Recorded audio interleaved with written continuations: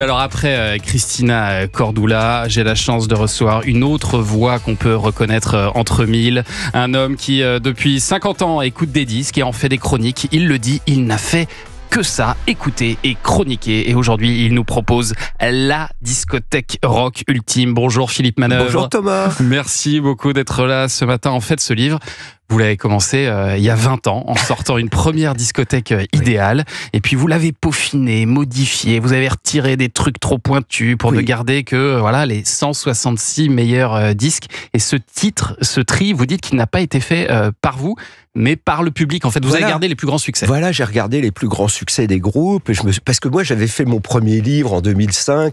Et c'était vraiment les goûts d'un rédacteur en chef d'une revue spécialisée. Ouais. J'essayais de dire, vous connaissez tous tel album, essayez celui-là.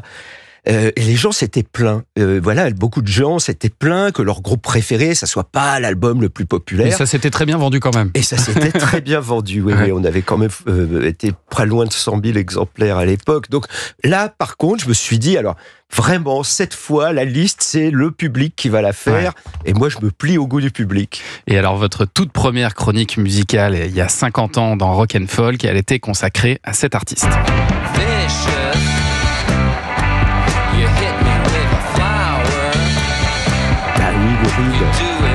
Vicious, de l'album Transformer de Lou Reed. C'était vraiment... C'est marrant parce que c'était devenu le modèle masculin occidental. En 1973, les gens voulaient plus entendre parler de John Wayne, Jimmy Dean. C'était Lou Reed qui avait inventé le t-shirt noir, le jean très serré, voilà, cette espèce de personnage drogué, toxique, bizarre, qui sortait des bas-fonds de New York. Ouais. C'était une très grande séduction pour toute une génération. Et vous dites qu'un grand album doit contenir au moins 3 très grandes chansons. Et ben elles y sont, hein, puisque sur cet album, on trouve aussi cette merveille. Plucked her eyebrows on the way, shaved her legs. And then he was a she says, hey babe, take a walk on the wild side. Une chanson assez audacieuse pour l'année 72. Très audacieuse pour l'époque, puisqu'il dit Little Joey taillait des pipes à tout le monde. Enfin, à un moment, personne n'avait jamais entendu ça dans une chanson, ni en Amérique, ni en France. Et elle est quand même devenue son seul numéro 1, production David Bowie. Lou Reed ne voulait pas la sortir, cette chanson, au 45 tours. David Bowie a fait un drame à l'époque. David Bowie, c'était Dieu, tout ce qu'il faisait, de se transformer en or. David Bowie a dit, c'est ça le single. Et c'est devenu le numéro 1. Il a dû le suivre. Voilà. Parce que sur cet album, il y a une autre chanson. Alors je pensais qu'elle avait été numéro 1, parce que pour moi, c'est sûrement la plus belle.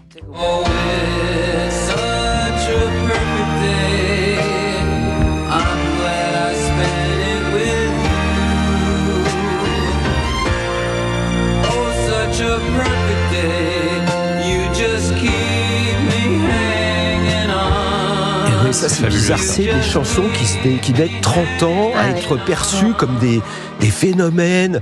Ça peut être par un tribute, par des reprises. Le cinéma, grâce au cinéma, film. Les BO, les séries. Enfin, voilà, les chansons ont une vie qui continue longtemps après la disparition de Lou Reed. Cette chanson, c'est un peu comme Imagine de Lennon, Perfect Day. Ça devient un hymne intergénérationnel, mondial, transcendantal. Tout le monde est touché. On a envie de dire, mais qui a écrit ça? Lou Reed. C'est la musique de fin du film Le premier jour du reste de ta vie. Et c'est à ce moment-là aussi qu'elle devient très marquante, parce qu'on l'associe à ce film-là. Et c'est vrai que vous le disiez, que toutes ces merveilles qui ne vieillissent pas, on les doit aussi à David Bowie, hein, qui a quand même couvé le talent de Lou Reed. Et David Bowie fait évidemment partie de votre anthologie Philippe Manœuvre, avec 2 albums, dont sa pièce maîtresse The Rise and Fall of Ziggy Stardust and the Spiders from Mars.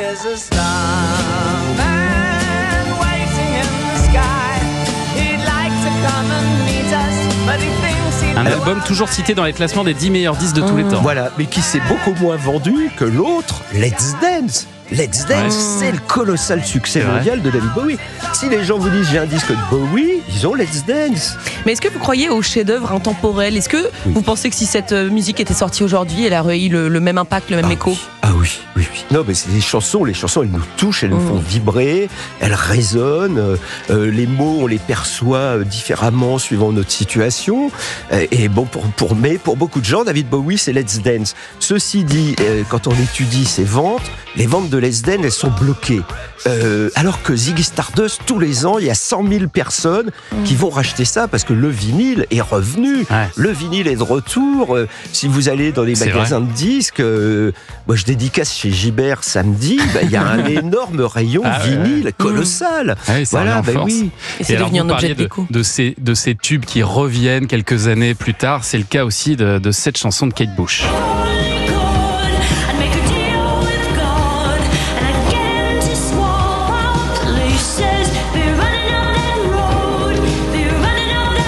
Un album de 1985 qu'elle a mis 2 ans à enregistrer. Alors vous nous racontez, moi j'adore ça, l'histoire de Kate Bush qui grandit dans une grande ferme. Première leçon de piano à 11 ans. 2 ans plus tard, Kate, elle a déjà écrit une centaine de morceaux. Ouais. Et elle fait rien comme les autres. Elle est hyper rock. Elle a arrêté les concerts à 20 ans. Ouais, et puis des fois elle peut disparaître une décennie. C'est ça. On sait pas ce qu'elle fait. Elle fume des pétards dans sa ferme.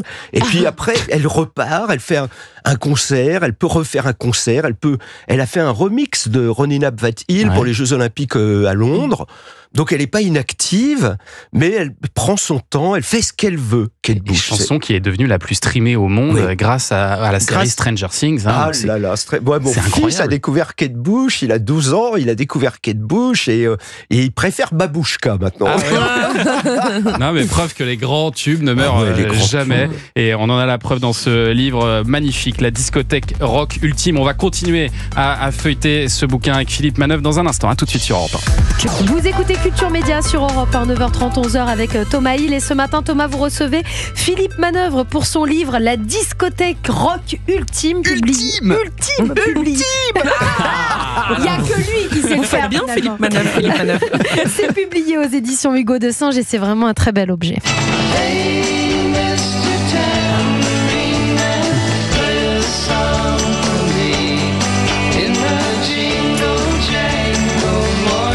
Mr. Tambourine Man, le premier album de The Byrds en 1965. Expliquez-nous, Philippe Manœuvre, pourquoi cet album est selon vous un monument, un disque pivotal et fondateur. C'est incroyable parce que le manager des Byrds, c'est un gars très ficelle. Et il sait qu'il y a une star absolue à l'époque, c'est Bob Dylan. Ouais. Et donc, il va acheter une acétate de Bob Dylan chantant une nouvelle chanson en studio, Mr. Tambourine. Une acétate, c'est un pressa. Il n'y avait pas de cassette à l'époque, on faisait un faux vinyle qu'on pressait en 2 exemplaires, l'acétate et donc il achète une acétate de Mr. Tambourine Man qui n'est pas encore sortie, que Dylan a écrit, essayé dans un studio en folk song acoustique. Ouais. Il donne ça aux Byrds, il dit vous pourriez pas mettre une petite rythmique rock, électrifier le truc. Les Byrds disent ouais bien sûr, et du coup ils vont faire cette version rock, et quand Bob Dylan entend ça, il a une illumination, il dit mais on peut danser sur ma chanson, c'était jamais arrivé, lui il faisait du folk, on peut pas danser sur de la musique folk, on peut l'écouter, vous voyez. Et alors Bob Dylan va embaucher un batteur, The Band, Michael Bloomfield à la guitare et faire Like Rolling Stone à cause des Byrds, parce que la version des Byrds, elle devient très vite numéro 1. C'est la fondation du folk rock, quoi. Donc c'est un grand moment d'épiphanie musicale. Où on avait l'impression que la musique avançait à pas de géant, quoi. Et c'est vrai que le rock serait pas ce qu'il est sans les Byrds. Un autre groupe d'ailleurs qui a influencé le rock depuis des décennies. Je sais que je vous fais plaisir là.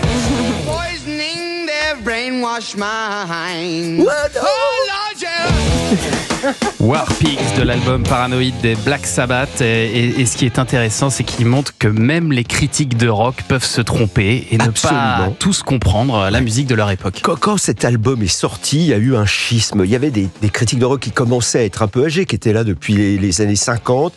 Quand ce disque est arrivé, il y en a qui ont dit non, cette fois ça va trop loin. C'est trop.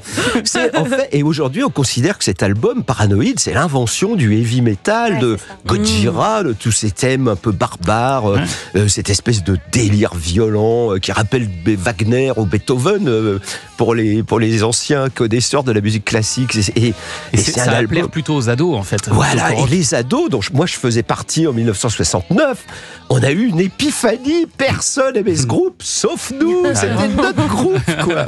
Et puis évidemment, on peut pas faire une anthologie du rock sans Nirvana. Ça, c'est notre adolescence, Philippe Manœuvre. Et voilà, Nirvana, c'est le gamin magique. C'est celui qu'on attend désespérément pour maintenant, quoi. Nirvana, quand on allait voir Nirvana en concert, tout était bien. On le regardait. Kurt Cobain. La façon dont il enlevait sa guitare à la fin d'un morceau, c'était brillant. Sa musique était fabuleuse. Et puis suicide à 27 ans. C'est horrible. Et alors, ce qui est génial dans votre livre, c'est qu'on lit la fabrication de ces albums, parce que c'est quand même un album qui a été vendu à plus de 27 millions d'exemplaires, un Nevermind.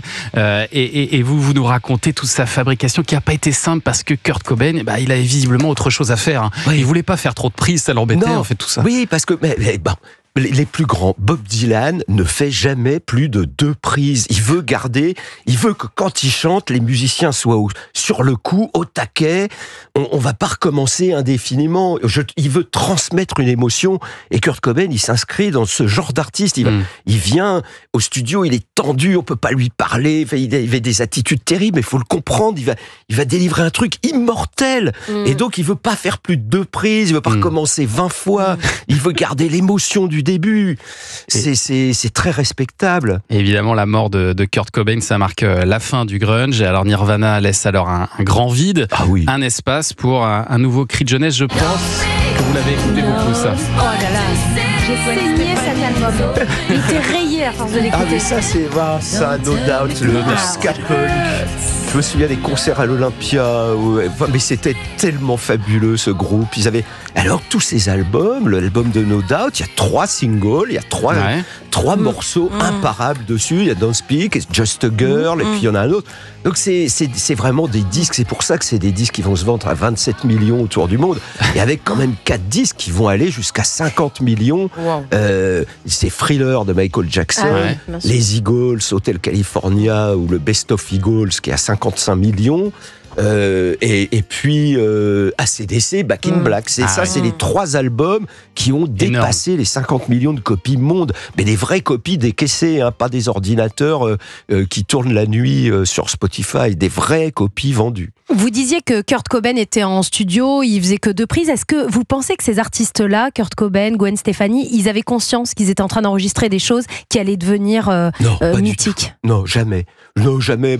Mais comme dit le batteur de Metallica, il dit, à un moment, on fait notre métier tous, on essaye de le faire au mieux, puis à un moment, les astres s'alignent, il y a le bon producteur, on est en forme, le chanteur qui est toujours irascible, il vient d'avoir un bébé, il est content, et puis on a les chansons, et puis du coup, ça fait le Black Album.